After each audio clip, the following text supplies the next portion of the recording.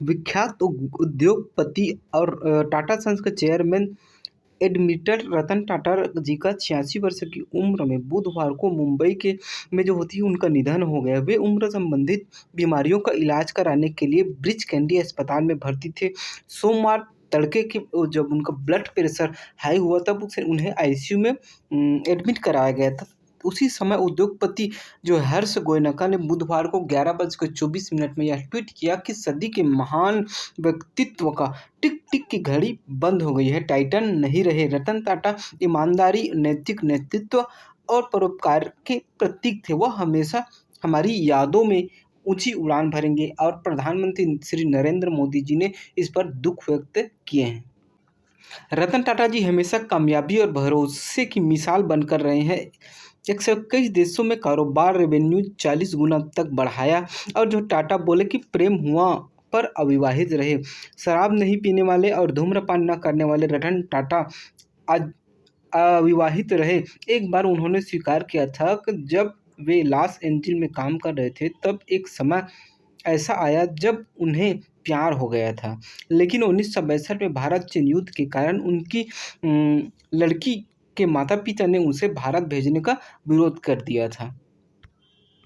टाटा के वे 4 सबक जो हमें कुछ नया सिखाते हैं, कुछ व्यक्तित्व विकास के बारे में। जिंदगी टीवी सीरियल नहीं है होती। असल ज़िंदगी में सिर्फ और सिर्फ हमारी काम ही मुख्य चीज़ है। आप तेज़ चलना चाहते हैं तो अकेला चलिए, अगर दूर तक जाना चाहते हैं तो साथ चलिए। अगर लोग आपको पत्थर मारें तो आप उनका इस्तेमाल अपना महल बनाने में कीजिए। हम सभी के पास समान प्रतिभा नहीं है, पर समान अवसर है प्रतिभा विकसित करने के लिए। टाटा समूह के श्री रतन टाटा मात्र एक चेयरपर्सन ही नहीं थे, उन्होंने प्रतिमान स्थापित करके प्रेरणा प्रदान की। उनके नेतृत्व में टाटा समूह ने उत्कृष्टता, अखंडता और नवाचार के प्रति अटूट प्रतिबद्धता के साथ वैश्विक स्तर पर अपनी अनूठी पहचान बनाई और अपने नैतिक सिद्धांतों के प्रति सच्चे रहते हुए अपने वैश्विक पद चिन्हों का विस्तार किया।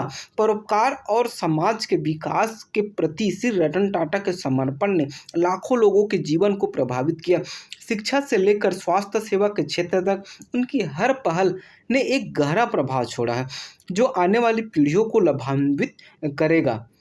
इन सभी कार्यों की पुष्टि श्री रतन टाटा की प्रत्येक व्यक्तित्व की बातचीत में उनकी मृदु विनम्रता से होती है। समस्त टाटा परिवार की ओर से हम उनके परिजनों के प्रति अपनी गहन संवेदना व्यक्त करें, तभी उनकी आत्मा को शांति मिलेगी। यह है हमारे माननीय रतन टाटा जी। पद्म विभूषण, पद्मश्री से सम्मानित श्री रतन टाटा जी का जन्म 28 दिसंबर 1937 को हुआ था। वहीं इनकी मृत्यु जो होती है अभी पिछले दिनों बुधवार को 9 अक्टूबर 2024 को हुआ। अब छोटी सी जानकारी देख लेते हैं कि रतन टाटा जी का परिवार का जो समूह है या फिर पारिवारिक जो पूरी जानकारी है उनके बारे में। सबसे पहले आया नुसीरवानजी टाटा, उनके बेटे आए जमशेद एन टाटा। उन्होंने हीरा बाई दाबू से विवाह किया था। फिर उनके 2 पुत्र हुए, सर दोराबजी टाटा जिनका यहाँ हुआ था, और जो होती है धूनबाई टाटा, और सर रतन टाटा। नवाज जी से शादी किया, तब उन्होंने गोद लिया था नवल टाटा को, और नवल टाटा का शादी हुआ था सिमोन नियोर से, और जो होती है सुनी कामिसरिएट से। इन्हीं सुनी कामिसरिएट की जो पुत्र थे वो थे श्री हमारे रतन टाटा जी, और उनके भाई जो हैं वो जिमी टाटा जी हैं। और उनके अभी पोती पोतियों के बारे में ज़्यादा जानने की ज़रूरत नहीं है। अब हम देखते हैं जीवन के वो 11 कीमती सबक जो हमें रतन टाटा की ज़िंदगी से सीख लेनी चाहिए। पहला है कि असली अमीरी कभी भी अमीर होने का दिखावा नहीं करती, वो विनम्र होती है। दूसरा चीज़ है कि अपनी भावनाओं को छिपाओ मत, उन्हें जाहिर करो। और आपका तीसरा है असली लीडर जो है वो नहीं जो अपने साथ के लोगों की परवाह करता है, वही जो होती है एक असली लीडर होता है। आलोचनाओं का सबसे बड़ी शिक्षक है, इनसे डर कर नहीं, इनका सामना करके ही आगे बढ़ सकते हैं। आपका 5वां सीख है जो माननीय श्री रतन टाटा से सीख मिलती है, चुनौतियाँ सीखने का मौका है। जिसने हार नहीं मानी वह उसी की हुई। आपकी सफलता इस बात पे छिपी है कि आप कितना नया सोचते और क्रिएटिव करते हैं। सातवां सबक है, दुनिया का सब कोई भी बड़ा काम बिना एम्पैथी के मुमकिन नहीं है।